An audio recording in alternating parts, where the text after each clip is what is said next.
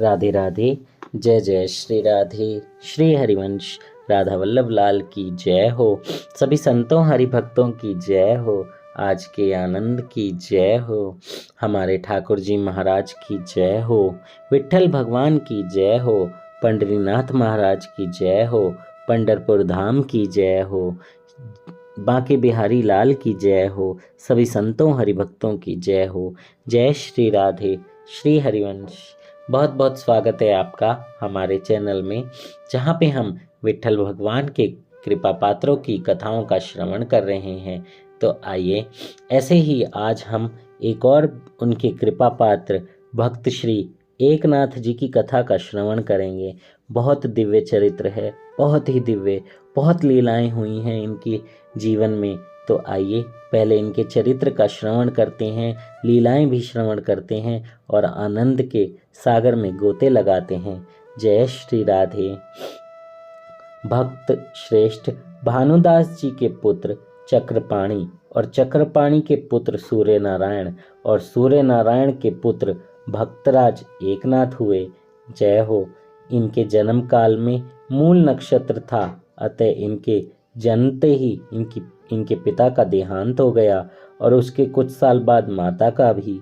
इनके पिता सूर्य नारायण बड़े मेधावी और माता रुक्मणी बड़ी पतिव्रता और सुशीला थी। इनका लालन पालन पितामह चक्रपाणि जी ने किया था। एकनाथ बचपन से ही बड़े बुद्धिमान, श्रद्धावान और भजनानंदी थे। छठे वर्ष में इनका यज्ञोपवीत संस्कार हो गया। ब्रह्म कर्म की इन्हें उत्तम शिक्षा मिली। रामायण, महाभारत तथा अनेक पुराण इन्होंने बाल्यावस्था में ही सुन लिए। 12 वर्ष की अवस्था में इनके अंदर ऐसी भगवत प्रीति जागी कि भगवान से मिलाने वाले सद्गुरु के लिए ये व्याकुल हो उठे। इसी स्थिति में रात के चौथे पहर किसी शिवालय में बैठे ये हरिगुण गा रहे थे। तब तक इन्हें आकाशवाणी सुनाई पड़ी, जाओ देवगढ़ में, वहाँ जनार्दन पंत के दर्शन करो, वे तुम्हें कृतार्थ करेंगे। जय हो, जय हो। देखिए, भगवान के सच्चे भक्त, दृढ़ निष्ठा वाले और सिर्फ भगवान का स्मरण अपने हृदय में रखने वालों के लिए भगवान खुद ही आ जाते हैं। और देखिए कैसे आकाशवाणी हुई कि जाओ देवगढ़ में, जनार्दन पंत जी के दर्शन करो। जय हो। बस ये बिना किसी से कुछ कहे उठे और चल दिए। 2 दिन और 2 रात का रास्ता तय करके ये तीसरे दिन प्रातःकाल देवगढ़ पहुँचे। वहाँ इन्हें श्री जनार्दन पंत जी के दर्शन हुए। इन्होंने उनके चरण पकड़ लिए। एकनाथ जी 6 वर्ष की गुरु सेवा में रहे। गुरु सेवा काल में गुरु से पहले सोकर उठते थे और गुरु की निद्रा लग जाने के बाद ही सोते थे। गुरु जब स्नान के लिए उठते तो पात्र में जल भर देते, धोती चुनकर हाथ में देते, पूजा की सब सामग्री पहले से ही जुटा कर रखते। जब तक पूजा होती आसपास ही बैठे रहते और जो भी चीज़ की आवश्यकता होती उसे आगे कर देते। गुरु भोजन कर लेते तब उन्हें पान लगा कर देते। जब वे विश्राम करते तब उनके पैर दबाते। जय हो, जय हो। ऐसी गुरु सेवा अगर हम सबको भी मिले तो हमारा भी जीवन कृतार्थ हो जाए। लेकिन हम माया के जंजाल में बहुत फंसे हुए हैं, गृहस्थ जीवन में हैं, तो इसलिए गृहस्थ जीवन भी देखना पड़ता है। लेकिन फिर भी अगर आपको, जब भी आप दर्शन के लिए जाते हैं, अपने गुरु के पास जाते हैं, धाम जाते हैं, तो एक दिन हो सके तो सेवा का आग्रह जरूर करें।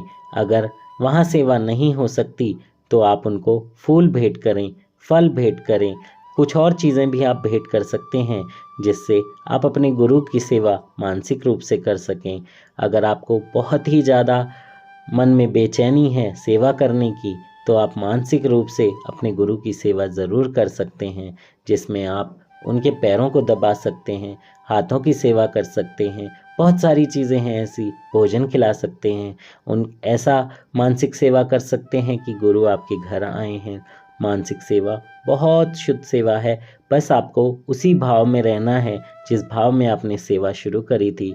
अन्य कोई भाव साथ साथ मन में नहीं आना चाहिए। जनार्दन स्वामी जी ने कुछ दिनों तक एकनाथ जी को हिसाब किताब का काम सौंप रखा था। एक दिन उन्हें 1 पाई का हिसाब नहीं मिला, इसलिए रात को गुरु सेवा से निवृत्त होकर ये बही खाता लेकर बैठ गए। 3 पहर तक हिसाब जांचते रहे। आखिर जब भूल मिली तो इन्होंने बड़ी प्रसन्नता से ताली बजाई। स्वामी जी उस समय सोकर उठे थे। उन्होंने झरोके से झांक कर देखा और पूछा कि एकनाथ, आज यह कैसी प्रसन्नता है। एकनाथ जी ने बड़ी नम्रता से पाई की भूल का हाल बताया। गुरु जी ने कहा, 1 पाई की भूल पता लगने से जब तुम्हें इतना आनंद मिल रहा है, तब इस संसार की बड़ी भारी भूल जो तुमसे हुई है, उसका पता लग जाने पर तुम कितना आनंदित होगे। जय हो, जय हो। इसी प्रकार यदि तुम भगवान के चिंतन में लग जाओ तो भगवान कहीं दूर थोड़े ही हैं। एकनाथ जी ने इसे गुरु का आशीर्वाद जाना और कृतज्ञता से उनके चरणों में मस्तक रख दिया। और इसके कुछ दिनों बाद ही एकनाथ जी को भगवान, जय हो, कुछ दिनों बाद ही श्री एकनाथ जी को श्री दत्तात्रेय भगवान का साक्षात्कार हुआ। कितनी कृपा हुई भगवान की। एकनाथ जी ने देखा श्री गुरु ही दत्तात्रेय हैं और श्री दत्तात्रेय ही गुरु हैं। इसके पश्चात श्री एकनाथ जी को श्री दत्तात्रेय भगवान चाहे जब दर्शन देने लगे। जय हो। इसी सगुण साक्षात्कार के अनंतर श्री गुरु ने एकनाथ जी को श्री कृष्ण उपासना की दीक्षा देकर भूल भंजन पर्वत पर रहकर तप करने की आज्ञा दी। एकनाथ जी उस समय पर्वत पर चले गए और घोर तपस्या की। तप पूरा होने पर फिर गुरु के समीप लौटे। इसके बाद श्री गुरु ने उन्हें संत समागम और भागवत धर्म का प्रचार करने के लिए तीर्थ यात्रा करने की आज्ञा दी और स्वयं भी नासिक उनके साथ गए। इसी यात्रा में एकनाथ जी ने चतुश्लोकी भागवत पर ओवी छंद में एक ग्रंथ लिखा, जिसको पहल उन्होंने पंचवटी पहुंचकर श्री रामचंद्र जी के सामने गुरु श्री जनार्दन स्वामी जी को सुनाया। जय हो, जय हो।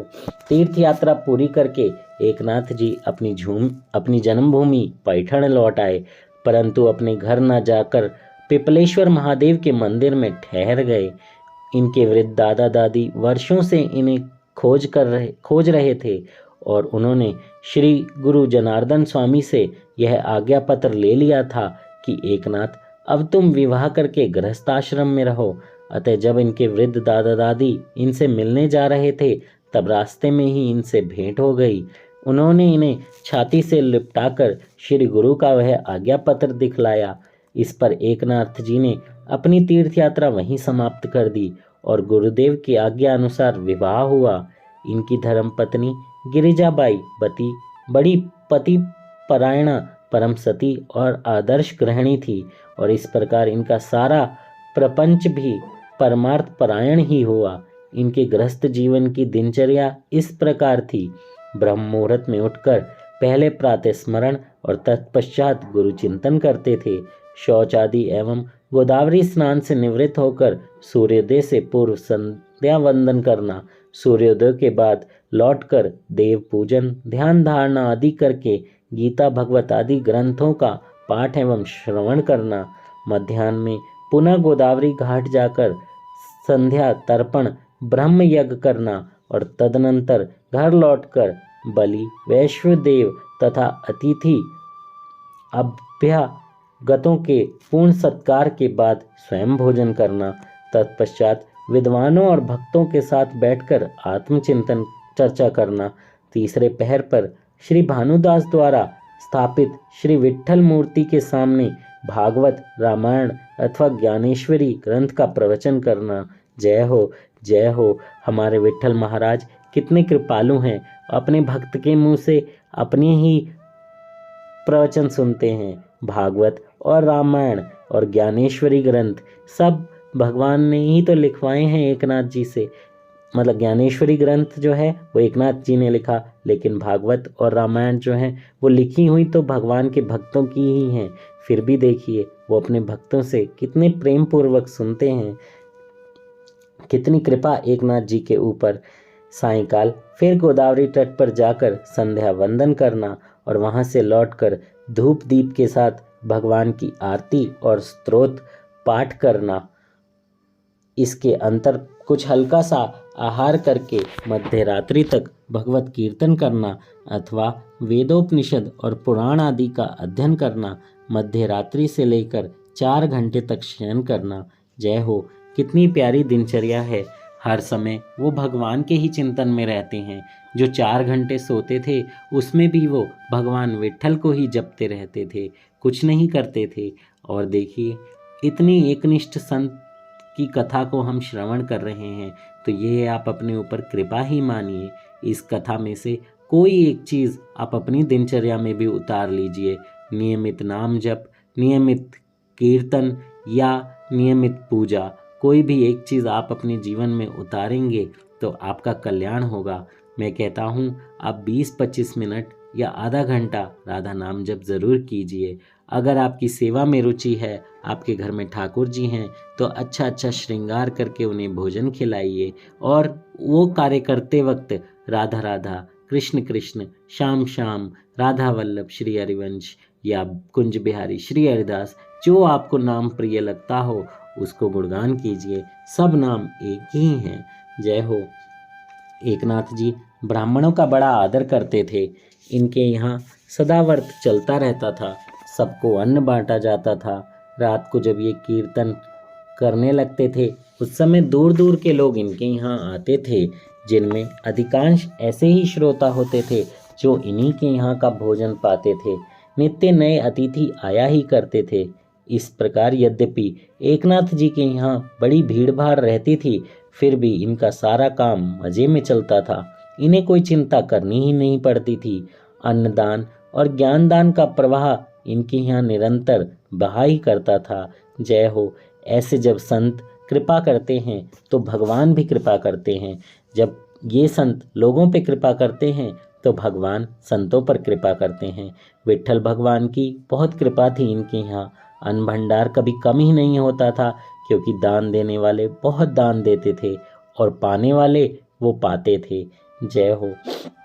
क्षमा, शांति, समता, भूत दया, निरंकारता, भक्ति परायणता आदि समस्त दैवी संपत्तियों के निधान श्री एकनाथ महाराज के दर्शन मात्र से असंख्य स्त्री पुरुषों के पाप ताप संताप नित्य निवारित होते थे। इनका जीवन बद्धों को मुमुक्ष बनाने, मुमुक्षों को मुक्त कराने और मुक्तों को पराभक्ति का परमानंद दिलाने के लिए ही था। इनके परोपकार में निष्प्रह साधु जीवन की बहुत ऐसी घटनाएं हैं जिनसे इनके विविध दैवी गुण प्रकट होते हैं। कुछ घटनाओं का उल्लेख हम यहाँ पर सुनेंगे। जय हो। एकनाथ महाराज नित्य गोदावरी स्नान के लिए जाया करते थे। रास्ते में एक सराय थी, वहाँ एक मुसलमान रहा करता था। यह उस रास्ते से आने जाने वाले हिंदुओं को बहुत तंग करता था। एकनाथ महाराज को भी उसने बहुत तंग किया।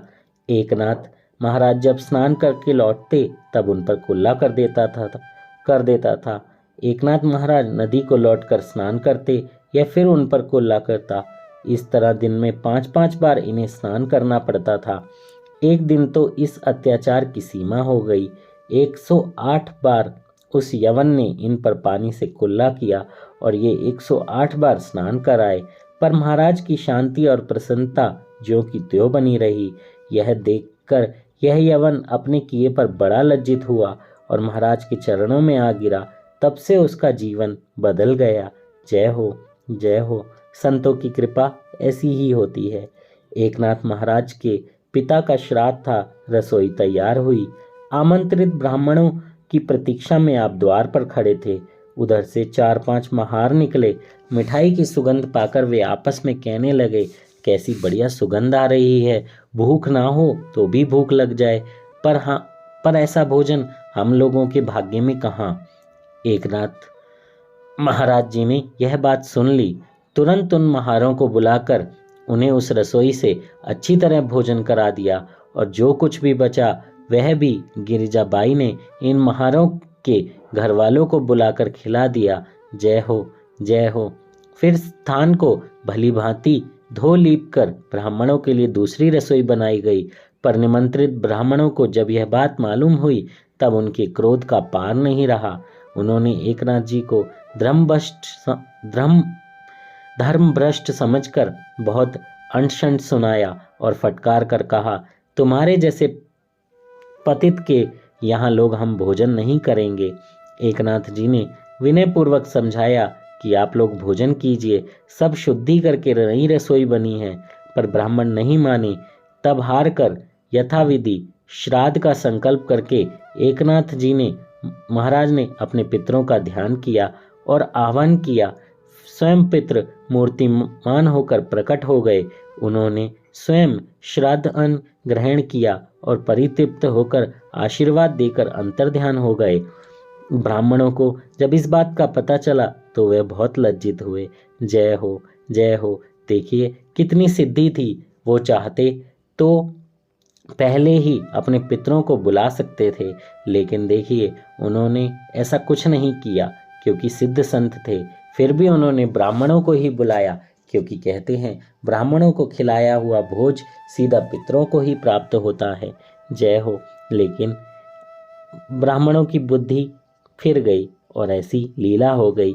ये लीला हमें भगवान ने ही कराई है और हमें यह समझाने के लिए कि संतों की महिमा क्या है। जय हो। एक बार आधी रात के समय 4 प्रवासी ब्राह्मण पैठण में आए और आश्रय ढूंढते ढूंढते एकनाथ जी के घर पहुंचे। एकनाथ जी ने उनका स्वागत किया। मालूम हुआ कि प्रवासी ब्राह्मण बहुत भूखे हैं। उनके लिए रसोई बनाने को गिरजाबाई तैयार हुई, पर इधर कुछ दिनों से लगातार मूसलाधार वृष्टि होने से घर में सूखा ईंधन नाम मात्र को रह गया था। इतनी रात में अब लकड़ी कहाँ से आए। एकनाथ जी ने अपने पलंग की दीवार खोल दी और पावा पाटी तोड़कर लकड़ी तैयार कर दी। पैर धोने के लिए ब्राह्मणों को गर्म पानी दिया गया, तापने के लिए अंगीठियां और यथेष्ट भोजन कराया गया। ब्राह्मण तृप्त हुए और एकनाथ जी को धन्य धन्य कहने लगे। जय हो, जय हो। पैठण में एक वेश्या थी, बड़ी चतुर और सुंदर, नृत्य गान आदि में कुशल। एकनाथ महाराज का कीर्तन सुनने कभी कभी वह भी जाया करती थी। एक दिन महाराज ने भागवत का पिंगलाख्यान कहा। उसे सुनकर उस वेश्या को वैराग्य हो गया। उसे अपने शरीर से घृणा हो गई। आप सब लोगों ने भी पिंगला की कथा जरूर सुनी होगी। अपने शरीर के नवों द्वारों से रात दिन मैला ही निकलता हुआ प्रतीत हुआ। वह पश्चाताप करने लगी कि मैं भी कैसी अभागिन हूँ जो चमड़े से घिरे इस विष्टा मूत्र के पिंड को आलिंगन करने में अपना जीवन बिता रही थी। हृदय में स्थित अक्षय आनंद स्वरूप श्री हरि का स्वरूप मुझे कभी दिखा ही नहीं। इसी प्रकार अनुताप करती हुई वह वेश्या अपने घर का द्वार बंद किए घर में अकेली ही पड़ी रही। बार बार एकनाथ महाराज का स्मरण करती और यह भी सोचती कि मुझ जैसी पापिन को भला ऐसे महापुरुष के चरणों का स्पर्श कभी क्यों मिलने लगा। इसी प्रकार वह सोच रही थी कि एकनाथ महाराज गोदावरी स्नान करके उसी रास्ते से लौट रहे थे। झरोखे में से उसने महाराज को देखा तो दौड़ी हुई दरवाजे पर आई। बड़ी अधीरता से दरवाजा खोलकर गदगद कंठ से बोली, महाराज, क्या इस पापिन के घर को आपके चरण पवित्र करने की कृपा कर सकते हैं। एकनाथ महाराज जी ने कहा, इसमें कौन सी दुर्लभ बात है। यह कहकर एकनाथ जी ने घर में प्रवेश किया और सूर्य के प्रकाश से जैसे अंधकार नष्ट हो जाता है, वैसे ही एकनाथ महाराज के पर्दापण से वह पाप सदन भगवान नाम निकेतन हो गया। वैश्या नहीं रही। अनुताप से उसके सारे पाप धुल गए। एकनाथ महाराज से अनुग्रह से उसके चित्त पर भगवान नाम की मोहर लग गई। एकनाथ महाराज ने उसे रामकृष्ण हरि मंत्र दिया और सत्कर्म का कर्म बताया। 10 वर्ष बाद जब इस अनुग्रहीतिका का देवसान हुआ तब वह कृष्ण स्वरूप के ध्यान में निमग्न हो गई। जय हो, जय हो। संतों की कृपा कितनी होती है। किसी भी रंक को भी राजा बना सकते हैं। देखिए, और राजा भी कैसा बनाया, सीधा भगवत धाम मिला। वो ऐसा ही राजा बनाते हैं, माया वाला राजा नहीं। ये रंक ऐसा जो माया के जाल में फंसा हुआ है, और राजा ऐसा जो जीवन के अंतिम समय में भगवान को याद करता हुआ सीधा भगवत धाम को गया। जय हो। काशी की यात्रा करके एकनाथ महाराज जी जब प्रयाग का गंगा जल कांवड़ में लिए रामेश्वर जा रहे थे, तब रास्ते में एक रेतीला मैदान आया। वहां एक गधा मारे प्यास के छटपटा रहा था। एकनाथ जी ने तुरंत अपनी कांवड़ से पानी लेकर उसके मुंह में डाला। गधा चंगा होकर वहां से चल दिया। नाथ जी के संगी और आश्रित उद्वादी लोग प्रयाग के गंगा जल का ऐसा उपयोग होते देखकर बहुत दुखी हुए। एकनाथ जी ने उन्हें समझाया कि भले मानसों, बार बार सुनते हो कि भगवान घट घट वासी हैं, फिर भी ऐसे बावले बनते हो। समय पर जो काम न दे ऐसा ज्ञान किस काम का। कांवड़ का जल जो गधे ने पिया वह सीधे श्री रामेश्वर जी पर चढ़ गया। महाकवि मोरोपंत एकनाथ महाराज के इस कृत्य को लक्ष्य विप्र भोजन के समान पुण्यप्रद कहते हैं। जय हो, जय हो। ऐसा ही होना चाहिए। जब भी जरूरत पड़े, जरूरत के समय आप अपनी सेवा कीजिए, किसी जरूरतमंद की मदद कीजिए, भगवान बहुत प्रसन्न होंगे। एक रात श्री एकनाथ जी का कीर्तन सुनने वालों की भीड़ में एक चोर भी घुसकर बैठ गया, इस नियत से कि कीर्तन समाप्त होने पर सब लोग जब अपने अपने घर चले जाएंगे या यहाँ सभी सो जाएंगे, तब रात के सन्नाटे में अपना काम बना लेंगे। रात के 2 बजे के लगभग चोरों को यह मौका मिला। कुछ कपड़े और बर्तन इन्होंने हथियाए तथा और भी हाथ साफ करने की घात में इधर उधर ढूंढने लगे। ढूंढते ढूंढते देवगृह के समीप पहुंचे। भीतर एक दीपक टिमटिमा रहा था और एकनाथ महाराज समाधिस्थ थे। उन चोरों ने देखा और देखते ही उनकी दृष्टि अंधी हो गई। अब यह निकलना भागना चाहते थे, पर हथियाए हुए बर्तनों से टकराकर नीचे गिर गए। देवगृह से एकनाथ महाराज बाहर निकले। पूछा, कौन है? चोर रोने लगे, गिड़गिड़ाने लगे। महाराज, हम लोग बड़े पापी हैं, क्षमा कीजिए। महाराज ने उनके नेत्रों पर हाथ फेरा और चोरों को पूर्ववत दृष्टि प्राप्त हुई। जय हो, जय हो। एकनाथ महाराज की जय हो। विट्ठल भगवान की जय हो, जय हो। साथ ही उनकी बुद्धि भी पलट गई। एकनाथ महाराज ने उनसे कहा कि कपड़े और बर्तन तो तुम लोग ही ले जाओ और जो भी कुछ इच्छा हो ले सकते हो। यह कहकर उन्होंने अपनी उंगली में पहनी हुई अंगूठी भी उनके सामने रख दी। चोर बड़े लज्जित हुए, बार बार महाराज के चरणों में गिर पड़े और तब से उन्होंने चोरी करना छोड़ ही दिया। इस प्रकार परोपकार में, साधु जीवन से, उपदेश से, दान से, सबका उपकार करते हुए गृहस्थ आश्रम का दिव्य आदर्श सबके सामने रखकर अंत में चैत्र कृष्ण षष्ठी को एकनाथ महाराज ने गोदावरी तीर पर अपना शरीर छोड़ दिया। उस समय ये पूर्ण स्वस्थ थे। इन्होंने अपने प्रयाण का दिन पहले ही बतला दिया था, अतः उससे कई दिन पहले से ही पैठण में सर्वत्र भगवत संकीर्तन हो रहा था। हरि कथाओं की धूम थी। दूर दूर से आए दर्शनार्थियों की भीड़ जमा हो गई थी। आकाश भगवान नाम से गूंज रहा था। जय हो। जब उस षष्ठी तिथि का प्रातःकाल सामने आया, तब श्री एकनाथ जी महाराज ने गोदावरी में स्नान किया और बाहर निकलकर सदा के लिए समाधिस्थ हो गए। जय हो। एकनाथ महाराज की जय हो। भगवान श्री कृष्ण की जय हो। हमारे विट्ठल भगवान की जय हो, जय हो।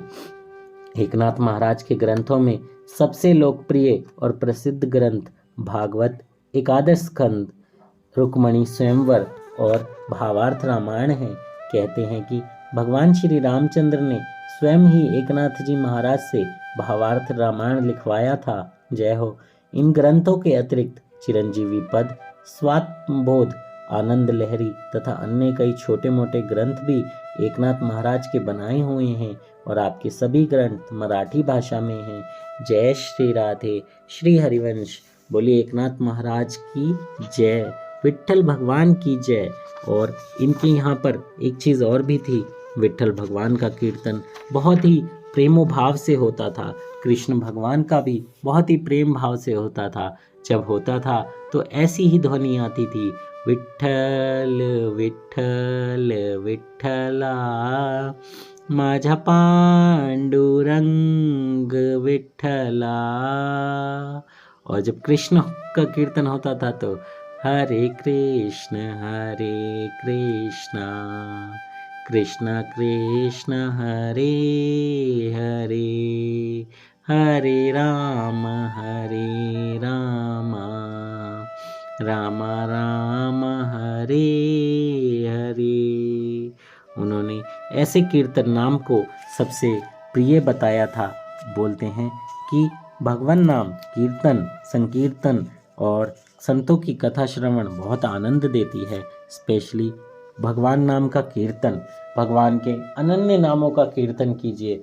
बोलिए राधा राधा श्री राधा राधा राधा, राधा वल्लभ श्री हरिवंश श्री हरिवंश, या कुंज बिहारी श्री हरिदास। कोई भी नाम जो भी आपको प्रिय हो, कम से कम दिन में 20 से 25 मिनट ज़रूर लीजिए। मैं बहुत बार इस बात पर गौर फरमाता रहता हूँ, आगे भी फरमाऊँगा, क्योंकि हमारे गुरुदेव भी यही कहते हैं कि भगवान के नाम में जो शक्ति है, भगवान के कीर्तन में जो शक्ति है, वो कहीं और नहीं है। आपको सीधा भगवान से जोड़ती है, सीधा मन से सारी समस्त वासनाओं को हटाकर सिर्फ भगवान नाम। आंख बंद कीजिए 5 मिनट के लिए। अभी इस कथा को सुनते सुनते अब जो आगे के 5 मिनट हैं वो आप भगवान नाम को दीजिए। धीरे धीरे प्रेम से बोलिए राधा राधा राधा राधा राधा राधा, राधा वल्लभ श्री हरिवंश, राधा वल्लभ श्री हरिवंश, कुंज बिहारी श्री हरिदास, कुंज बिहारी श्री हरिदास। हरे कृष्ण हरे राम हरे कृष्ण हरे राम। जय श्री राधे जय श्री राधे। 5 मिनट जरूर दीजिएगा। कथा सुनने के लिए आप सभी का बहुत बहुत धन्यवाद। अगर कथा कहने में मुझसे कोई त्रुटि हुई हो तो मुझे क्षमा कीजिएगा। श्री राधे श्री हरिवंश। जय श्री राधे।